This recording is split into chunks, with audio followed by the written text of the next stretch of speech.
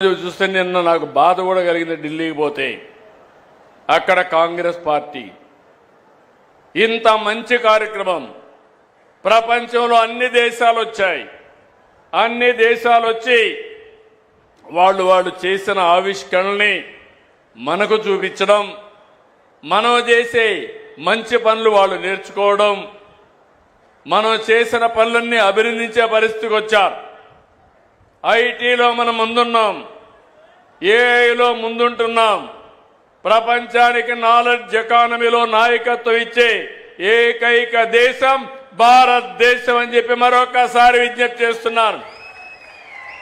అలాంటి మంచి కార్యక్రమానికి శ్రీకారం చుడితే కాంగ్రెస్ వాళ్ళైతే బట్టలిప్పేసి తిరుగుతారు. అక్కడ ఏమనాలి నాకైతే అర్థం కాలేదు. చాలా బాధ కలిగింది, ఆవేదన కలిగింది.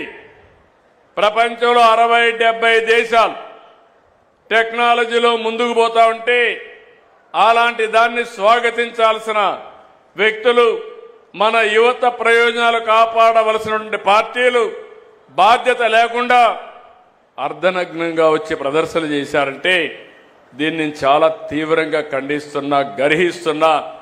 మంచిది కాదు, ఇది దేశానికి నష్టం అని చెప్పి కూడా మీకు తెలియజేస్తున్నా.